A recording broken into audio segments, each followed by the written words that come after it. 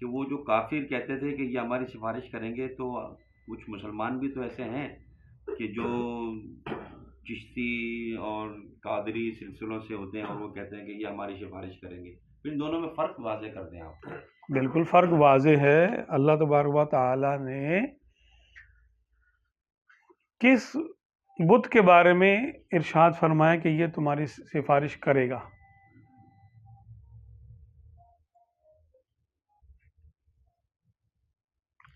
فرمایا مومنوں کے بارے میں ہے. ہاں،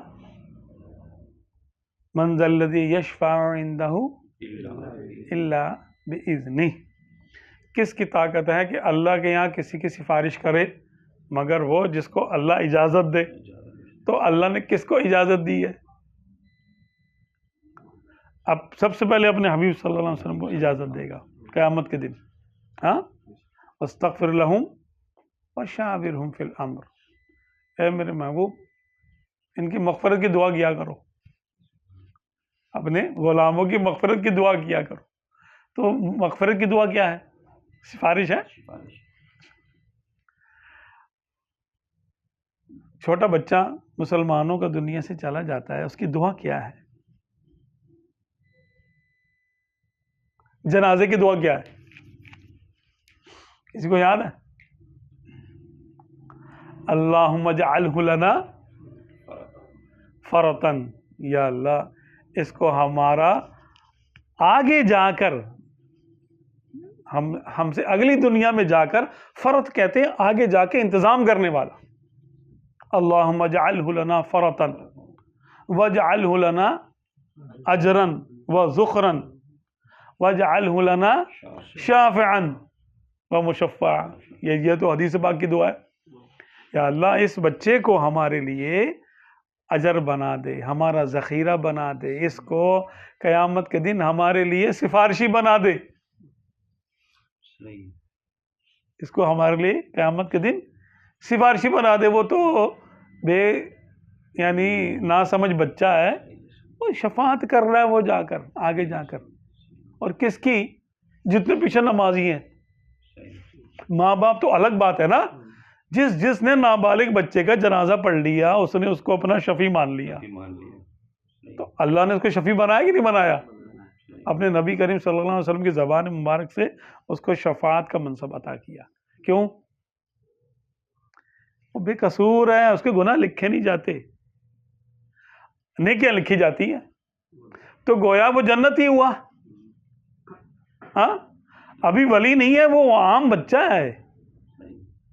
جو ولی ہوتا ہے، واہ کیا بات ہے، جو یعنی اولیاء کرام ہوتے ہیں اور یعنی اللہ تعالیٰ کے نیک اور مقبول بندے ہیں، ان کو تو قیامت کے دن شفاعت کے ممبر عطا کیے جائیں گے، منصب عطا کیے جائیں گے.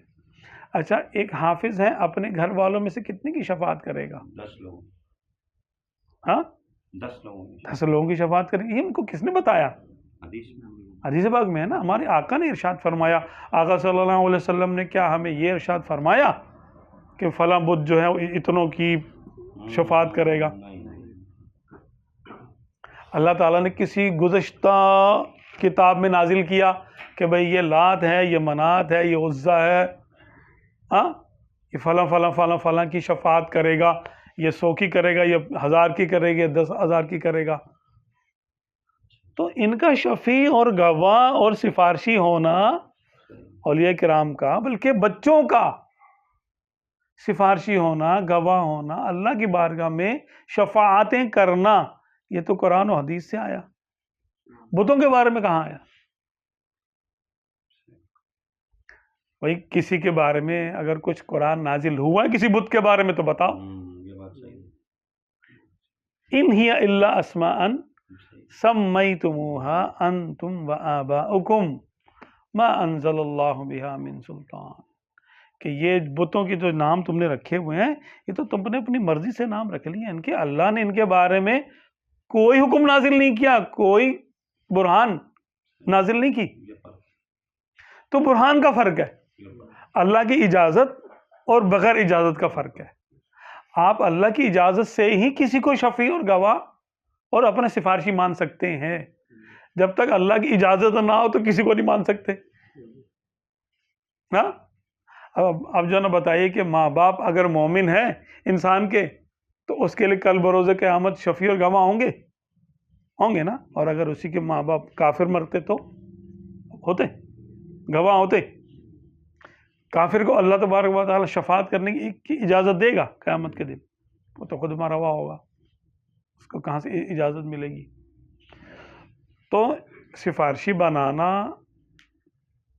شفیع بنانا, گواہ بنانا, فرد بنانا, اجر اور ذخر بنانا, یہ اللہ تبارک و تعالیٰ کی رحمتیں ہیں کہ اس نے ہمارے لیے یہ سارے انتظامات کیے ہوئے.